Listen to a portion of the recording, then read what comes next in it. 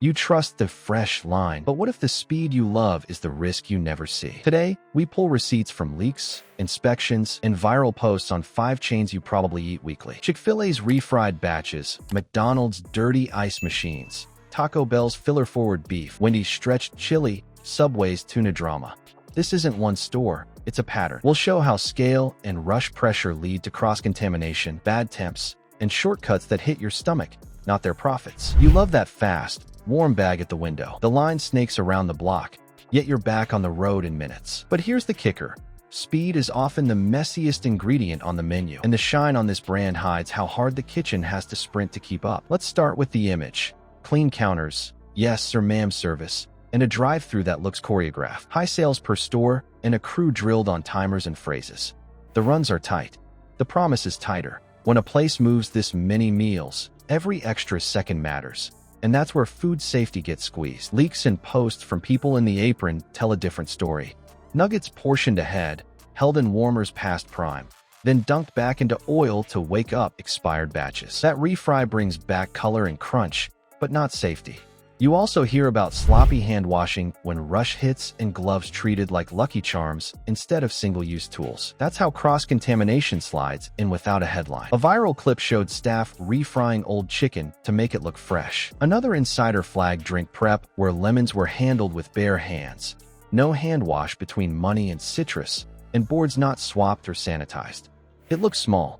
It isn't. Citrus touches your lid, your straw, your ice. One dirty move spreads fast. Here's the science in plain English. Time-abused protein is a trap. Once chicken sits in the danger zone, roughly room temp to lukewarm for long, bacteria can multiply like a freeway at rush hour. Dropping it back in hot oil doesn't erase toxins some microbes leave behind. Heat kills many germs. It doesn't undo time. That's why hold times exist, and why timers aren't a suggestion. Hand washing and utensil swaps are the guardrails. With poultry, the stakes climb. You touch raw, you wash. You switch tongs, boards, and gloves before you grab cooked. If that chain breaks even once during a surge, the clean batch isn't clean anymore. It's shared the lane with raw juice. Health inspection notes we've reviewed flag the same patterns. Gloves not changed between raw and ready to eat. Hands not washed after handling phones or door handles. Cooked chicken handled with tools that just touched raw. The common factor? Busy windows. The moment those cars stack, protocol bends. Food safety basics with poultry leave little wiggle room. Cook to safe internal temps. Track hold times. Keep hot hot and cold cold. Warmers are stopgaps, not storage. When turnover outruns procedure, a warmer turns into a bacteria shuttle, and those just a few more minutes become risk minutes. If the gold standard plays it this loose under pressure, what does that say about the rest of fast food? The truth is, efficiency is a double-edged blade. High revenue plus rush culture lifts service times and quietly raises the odds of corner cutting you never see. Now let's move on to the biggest name in the game, where scale meets sludge. What happens when 13,500 kitchens share the same playbook, but not the same cleaning habits? You get a brand that runs on timers and scripts, and hotspots where the checklist doesn't get checked.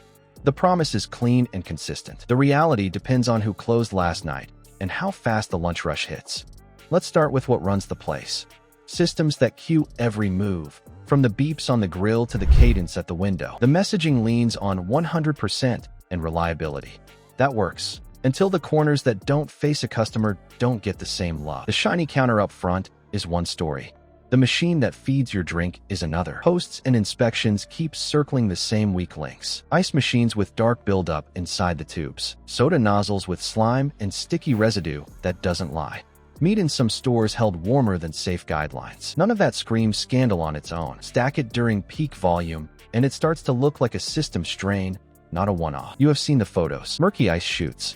Beverage towers that look glossy on the outside but tacky where the syrup hits air. Inspection notes from select locations calling out cold hold failures. That's code for chilled food drifting into the danger zone. It is quiet, and it is risky.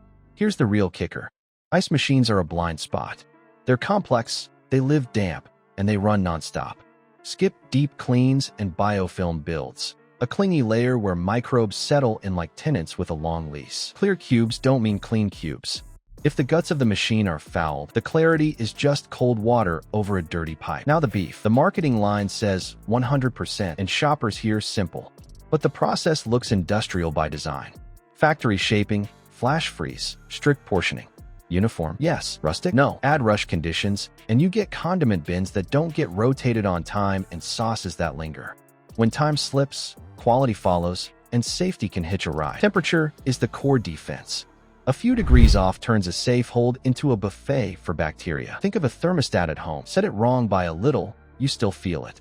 In a kitchen, that small miss means growth you can't taste or see.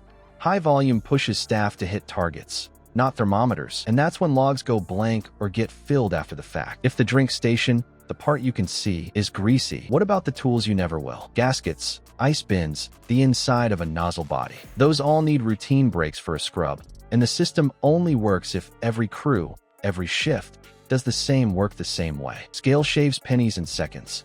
Those saved seconds can cost you on hygiene. And if the burger behemoth isn't spotless, what trade-offs buy you a $2 taco at 1 a.m.? If the menu price feels like a steal, you're paying somewhere else. And the kitchen often foots the bill in time, temp, and cleaning.